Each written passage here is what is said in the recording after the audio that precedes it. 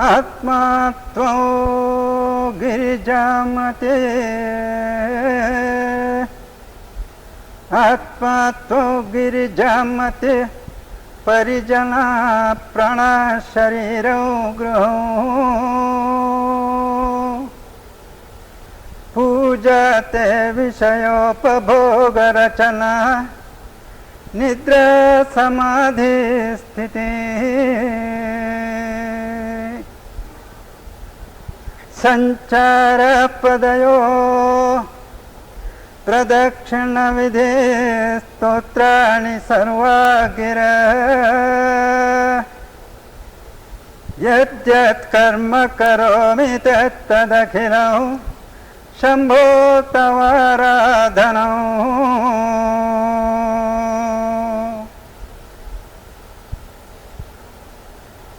Myself is thou, my mind is thy spouse,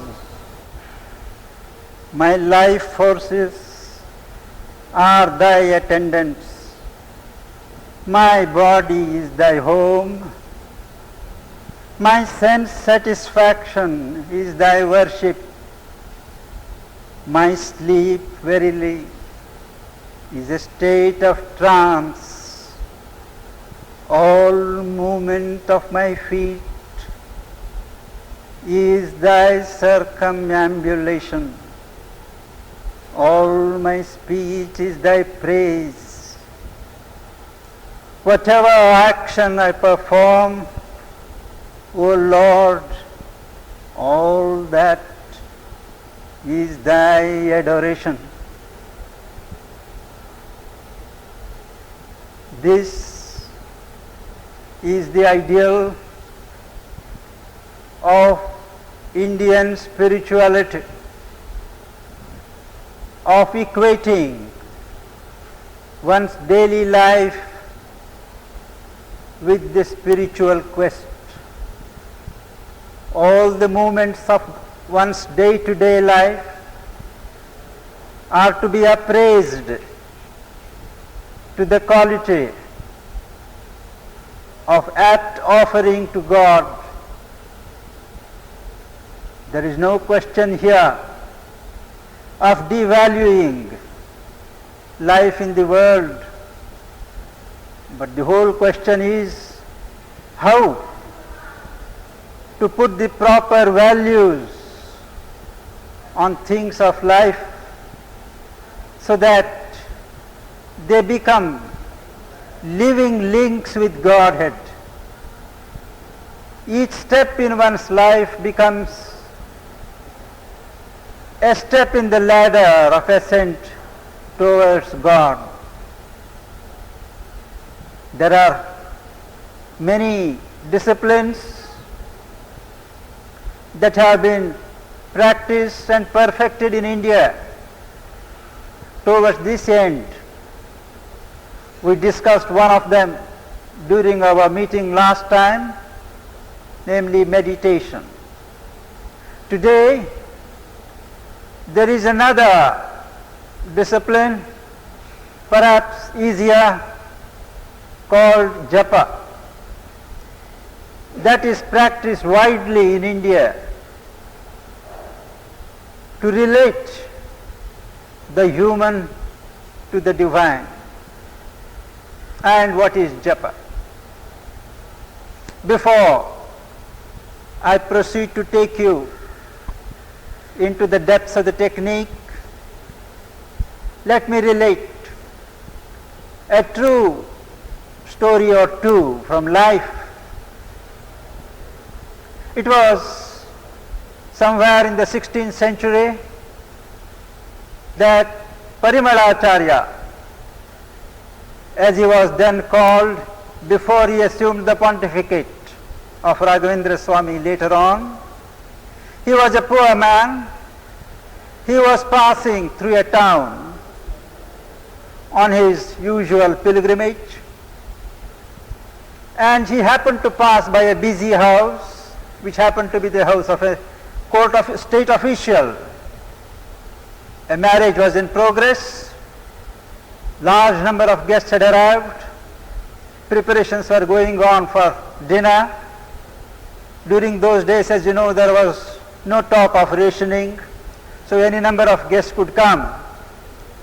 And as one of the chief priests was going round with a lot of sandalwood and a huge plate in his hand, looking for somebody to grind the wooden paste for the guests to apply to their bodies in that heat after the dinner, he found this pilgrim who was standing outside, very convenient, handy, and he called him, "Look here, before the dinner is served, you kindly grind paste from this."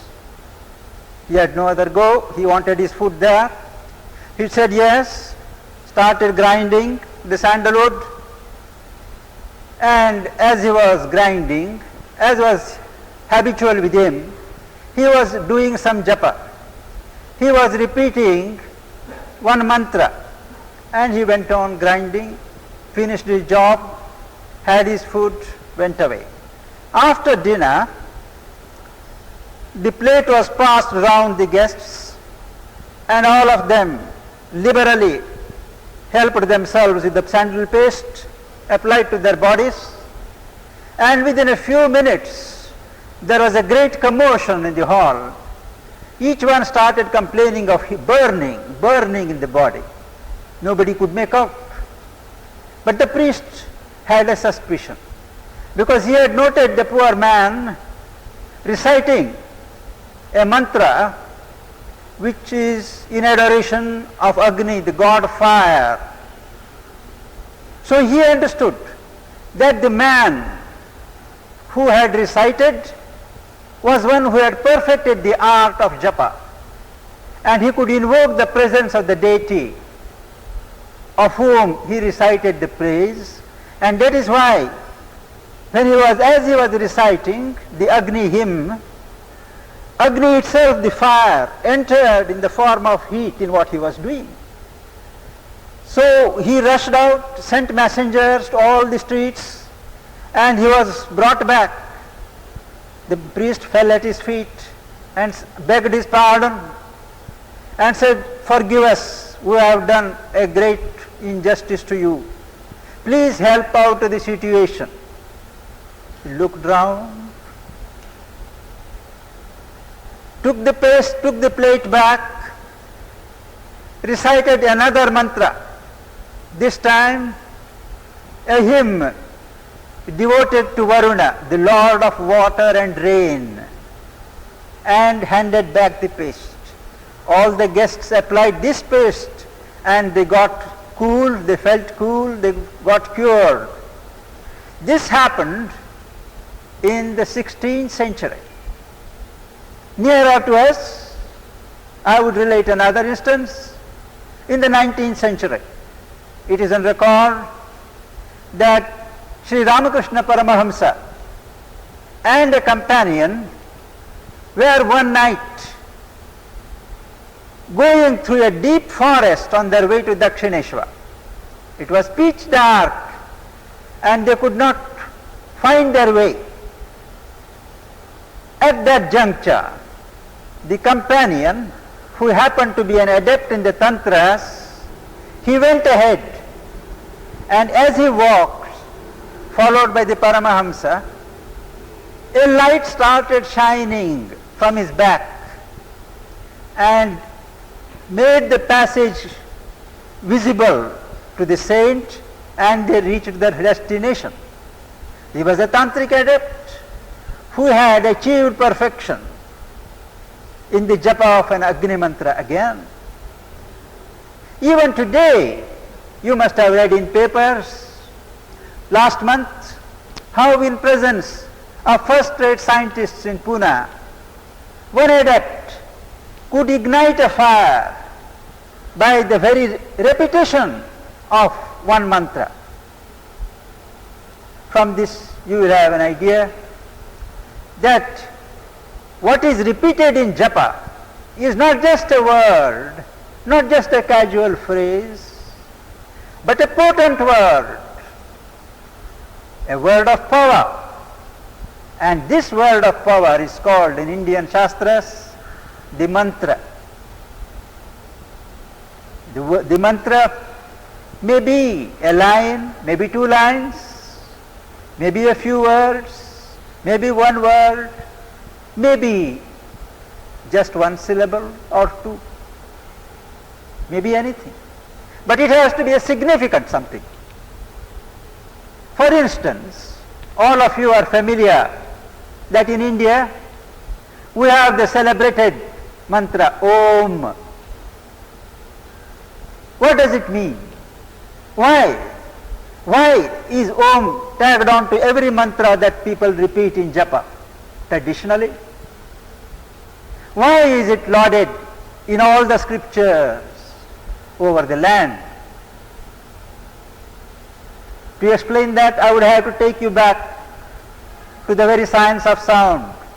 I'll put it in very simple terms. When the first stir of creation started, when there was nothing, when there was only the absolute, what the Upanishads call the Brahman absolute, what the Tantras call the Parashiva, and there was nothing else. And the absolute thought of manifesting, of creation. There was a stir. There was what is called a spanda, a vibration.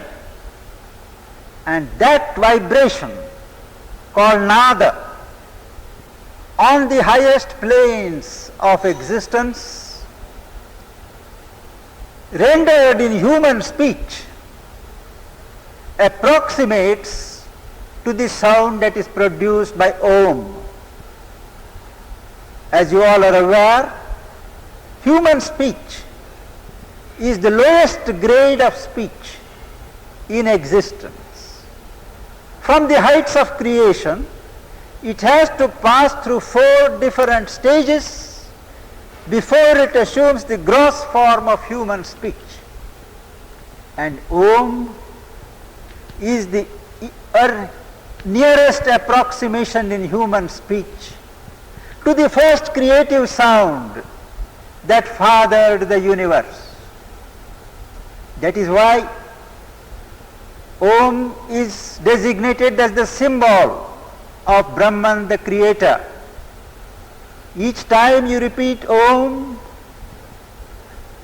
you emanate a vibration, the pure vibration that corresponds to something that presided over the birth of this creation. It calls into the atmosphere the very forces that started a new creation. You create a new universe around yourself. This principle applies to all the mantras. Each mantra is called the sound body of a deity, of a god or a goddess. When each god, each goddess, each deity manifests there are some vibrations that emanate. Those vibrations are captured here by sages and rishis in the purity of their consciousness, in human sounds.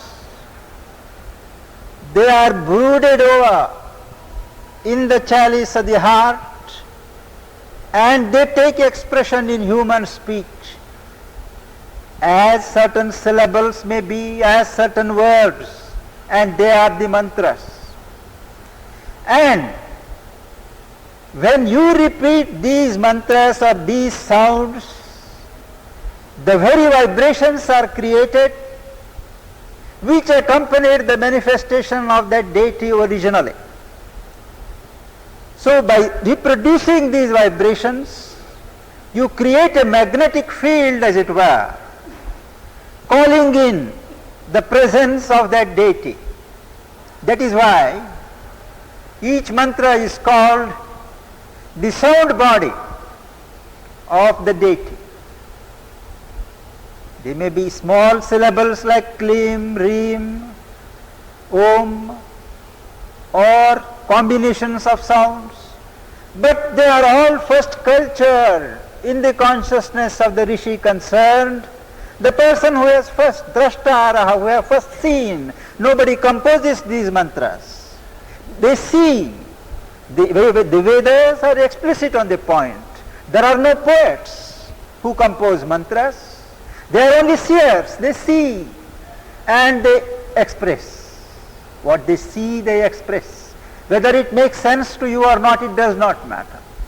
It serves the purpose. So, when these mantras have been handed by tradition from teacher to teacher, they are communicated by the teacher to the disciple. And it is centuries and centuries since these mantras have been communicated. Certainly, it is a living science. New mantras are springing up. New hymns are being seen even today. But at the moment we are concerned with traditional japa. It is clear from what I have said that you can't simply compose a mantra for a japa. It has to be a mantra which is backed up by the spiritual force or the energy of the teacher.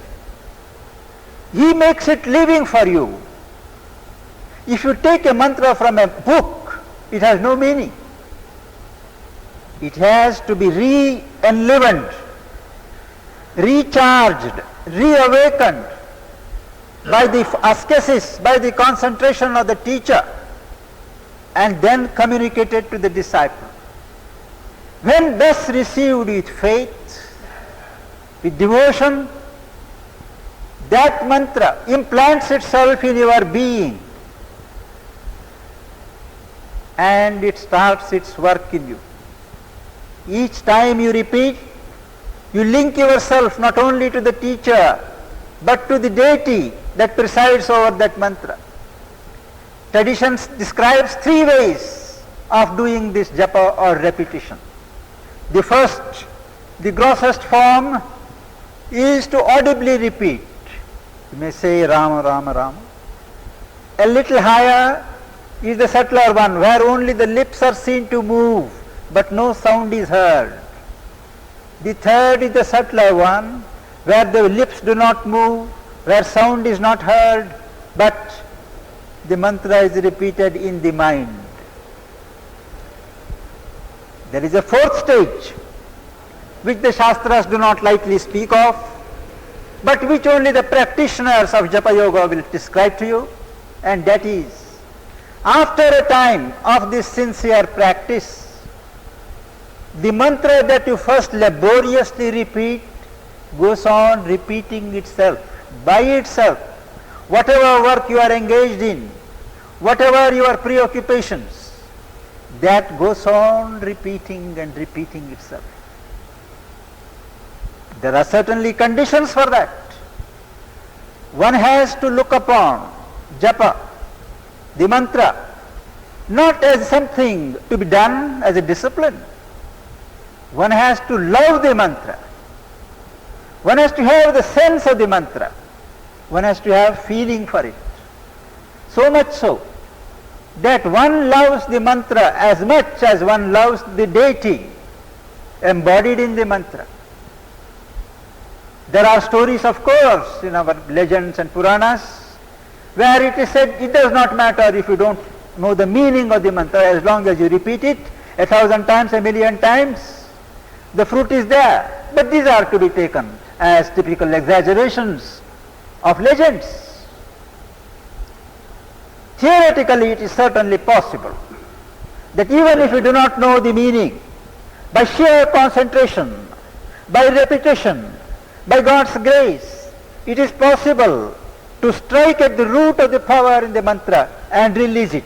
But that is very rare. Tajjapas tadartha bhavanam, says Patanjali. When you do japa, follow by your mind the meaning of what you repeat. It will not do to go on mechanically repeating while your mind is dwelling elsewhere on different calculations of what you are to do and all that. That is a dishonor, that is a disrespect for the mantra, for the deity. All the being has to be focused, all has to be concentrated. And as Sri Aurobindo describes somewhere, the japa has to rise on the crest of a feeling or an emotion of love. It is only when it rises on that crest in the heart that it reaches the feet of the deity, that it invokes the presence, and the word takes you back to what is behind the word, the presence. It becomes a bridge, it becomes a link, a springboard for you to launch yourself in the infinite.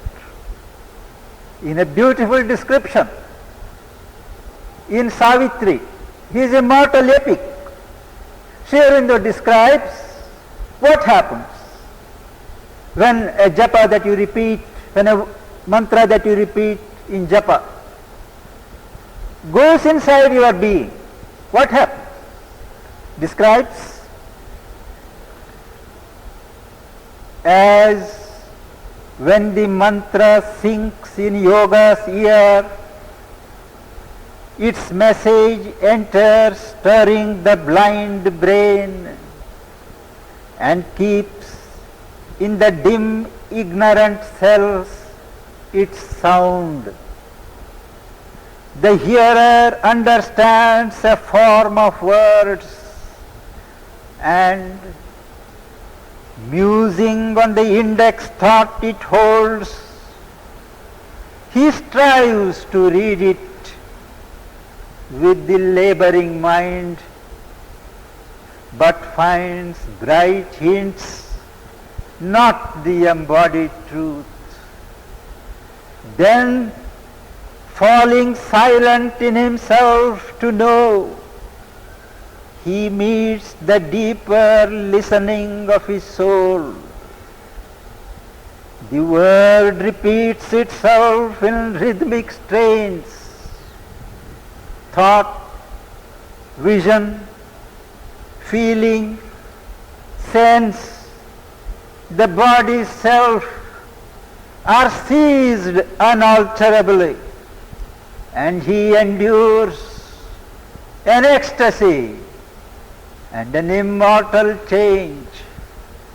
He feels a wideness and becomes a power.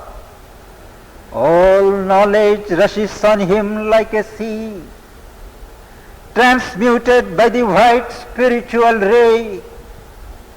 He walks in naked heavens of joy and calm, sees the God face, and hears transcendent speech.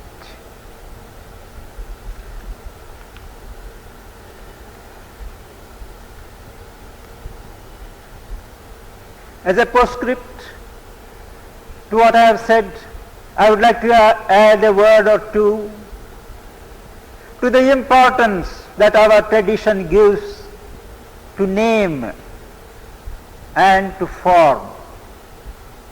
Name, the name of God, the divine name, or for that matter, any name that designates. It is not just a label. According to our tradition, names are not tags. Each name, when it is properly given, it sums up the qualities and the powers of the thing or the being to which it applies. Name is like a button, like an electric button. When you press, it evokes all that is lying within. So when you repeat the name of God, the particular power, the particular qualities of truth, of compassion, of heroism, of plenty, of abundance, of health, these are brought into play the moment you repeat the name. Name is like a switch button. And form, a form of a thing, is not something fortuitous, not something accidental. It is a pattern taken naturally by the contents of the thing on the subtler plane. The form of a thing gives an idea, an index to the nature of the contents of that thing. That is why it is prescribed in several traditions that before you start repeating the japa of a deity, you must first visualize the prescribed form of the god or the goddess. There are also traditions where you don't conceive of any form, absolute, formless. Om is one such mantra where no form is required or intended. Om represents the four different states of being or consciousness in creation: the waking state, the dream state, the sleep state, and the fourth, the transcendent state. All these four states are included in the vibration called Om. This in brief is the rationale of the science of Japa. If friends have any questions, they are welcome.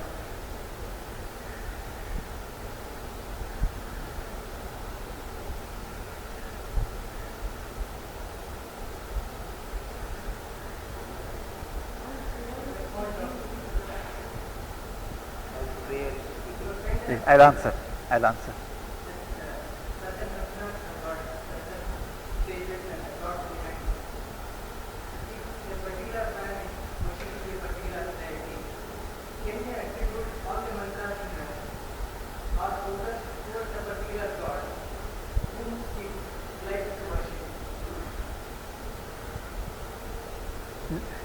No, the question is whether if one is devoted to a particular form of God, whether any mantra that he chooses can be directed towards that form of God. Is that right? I am afraid not. For instance, there are deities which are worshipped, which are adored, which are waited upon for health, for peace. There are mantras which one recites to get money, power, wealth, to get valor in battlefield. There are also kinds of lower kind of mantras to do harm to others. Certainly the deity will not accept. The deity will accept only the mantras which are in tune with its manifestation. What it has come to give, what it holds for humanity, only those mantras related to it can be offered, can be recited in the presence of that deity, no other. The second question, how prayer can be related to japa. Before one starts japa, one has to formulate the prayer in words inside oneself. Offer it to God, offer it to the deity, and then as a follow-up, start the japa, so that the japa acts as a powerful impetus to the realization, to the actualization of the prayer. Of course, there is the allied question whether in the modern world prayer has any meaning. Is not prayer a superstition? There are indeed many people who in their individual lives have been witnesses to the efficacy of prayer. But what about collective prayer? Has it any meaning? Perhaps I should relate a small incident. I do not know how many of you here are aware, whether many were here in India at that time. But sir, you certainly know it, that when Gandhiji went on fast during the Second World War, he was in Aga Khan Palace at that time. And as we know now from the correspondence of Sardar Patel and the papers that are being printed, published in London of Colonel Emery and correspondence with Lord Linlithgow and others, the British government had made complete elaborate preparations to see that he was cremated, his death was expected any moment, and he was cremated without passing word outside the Aga Khan Palace. It was a question of touch and go. But he defied all prophets of doom. He survived. At that time, Sri Aurobindo was here. So some of the devotees asked him, what do you attribute this miracle to? Medically, he should have died. Everybody had made arrangements. He was not taking even food, orange juice. He has stopped, I remember, even glucose. Sri Aurobindo said, it was the prayers of the people in the country that saved him. That was the first time I started believing in collective prayer. We tend to look upon these things as more or less courtesies, post-death courtesies. They are not. When done in the proper spirit and with feeling, you can have no idea of the emotions that were alive, pulsating in the hearts of millions of Indians at that time. And those prayers, the sincerity behind those prayers, reached the Almighty, brought down the response. Is it possible for human prayer to alter the course of destiny? Yes. After all, there is one will, a divine will, a God's will, guiding the whole universe. But that will is not a mechanical law. It does not act according to a mechanical process. It acts through millions of wills and forces let loose in the universe, of which your will and mine are parts, though insignificant parts. It is possible for any person to try and so tune his will to the divine will by prayer, by concentration, by supplication, and move the cosmic will in one's favor. Whether the prayer is granted, or as Sri Aurobindo says in Savitri, heaven's wiser love rejects mortal's prayer, is another matter. But it is possible, and it is a recognized means to change one's destiny, to fight with destiny, to invoke the forces from on high by means of prayer. Prayer is a powerful lever to link oneself with the strength of God. Repeating a mantra thousands of times. So one day somebody confronted, he was a businessman by the way. Somebody asked him suddenly, what is the mantra that you are saying? He could not say what it was. Which is a fact from life. So it is these things that have rendered the whole thing into a parody and made it a laughing stock. There is a science, but it... Pardon?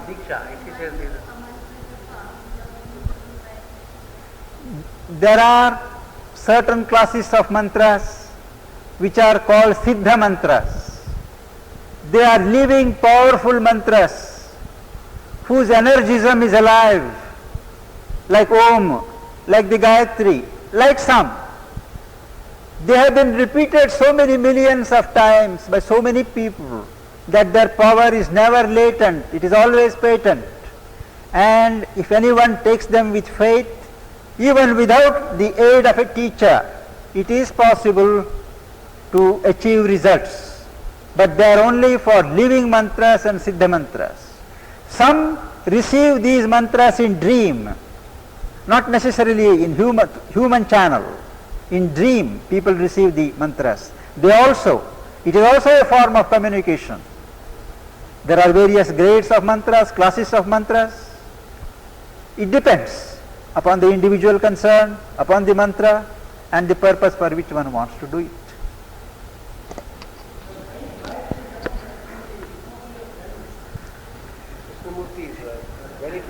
It is there are two traditions in India, the Vedic tradition and the Tantric tradition. The Vedic tradition, at any rate, the later custodians of the Vedic tradition have confined the use of the mantras to a particular section of the community. But the Tantric tradition is broader, more universal, more in keeping with the intention of the Creator. It has thrown open all the mantras, all the Gayatris to all sections of humanity without exception. So, if the Veda has its own Gayatri, the Tantra also has its Gayatri. Not one Gayatri, but many Gayatris. And today, the Vedic Gayatri by Rishi Vishwamitra is certainly not confined to the Brahmins. It is being repeated with great efficacy by anyone to whom any spiritual teacher would transmit it. Spiritual people have no community, have no class. For them all are equal. It is in a caste-ridden society that these things are sought to be kept under monopoly. But those days are gone. The Gayatri is alive today, playing its part in all sections of humanity, men, women, children, all. The Vedic heritage has fallen into disuse. But some of the priceless gems like this, like the prayer to God Shiva for release from death, for instance the Triambaka, certainly it is not confined to the Brahmins. The Tantras have so popularized it, and I myself have communicated it to so many of different communities, different countries, and I have seen it wonderful results, not because I have communicated it, but because of the potency of the mantra, of the faith of the person who chants it. The Vedic Gayatri addressed to the Surya is one. There are a number of other Gayatris in the Tantric science.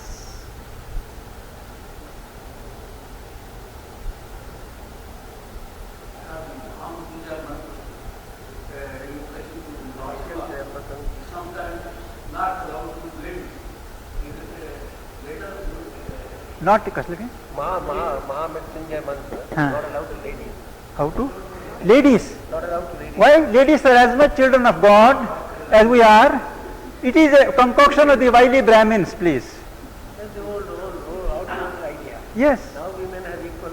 You see, in the Vedic age, in the Upanishadic age, all had equal status. During the decline of the life curve of the Indian civilization, certain abuses crept in. At that time, women were given an inferior status. No Vedic ritual, no Vedic performance was valid till a man had his beautiful wife at his side. Equality of status. It is later, during the decline, that the woman was relegated to the background, and it was to restore her to her position that the Tantras came into prominence. The Tantras not only, they went to the opposite extreme. They not only restored woman to her rightful position alongside man, but the Shakta Tantras particularly, went to the other extreme of elevating woman above man, elevating Parvati above Shiva, and saying the highest is the Shakti, the Divine Mother, the female, and not the male. This is another exaggeration, but truth to tell, from a spiritual point of view, from the point of view of integral truth, whether it is man or woman, both have the same divine soul. Sex is a matter of nature, not of the soul. They have as much right as men have.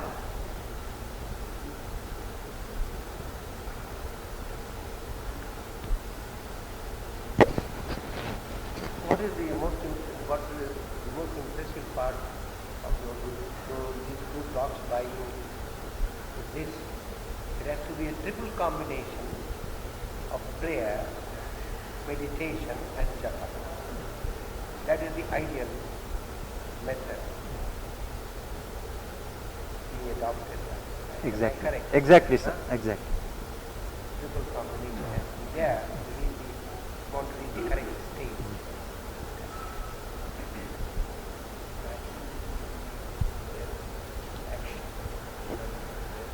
Whether action can't become a prayer. I suppose action is the most dynamic way of articulating a prayer. It is a most practical way of showing the sincerity of a person in prayer. Only a mental prayer, only a quiet prayer in the heart is only a beginning.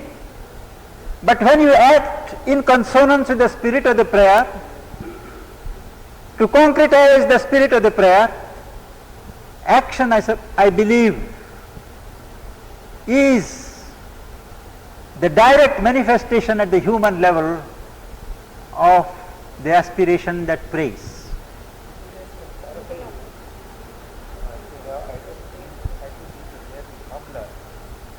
Cobbler was always working with his own. Yes. But when I think there is some I'm remembering only vaguely, there was his work was his prayer. He was just a cobbler. He was always working with his own. But when somebody said, "Wow, you never pray to God," he said, "I am always praying." And it is said that the God will appear. It is in the parable of Christ or Ramakrishna, I think. Ramakrishna, parables of Ramakrishna, parables. There is something. I think one of the most memorable sayings of the mother, whose disciple I am, is work is the best prayer of the body to the divine. That is the mantra on which the whole ashram organization has been running. Work is the body's best prayer to the divine.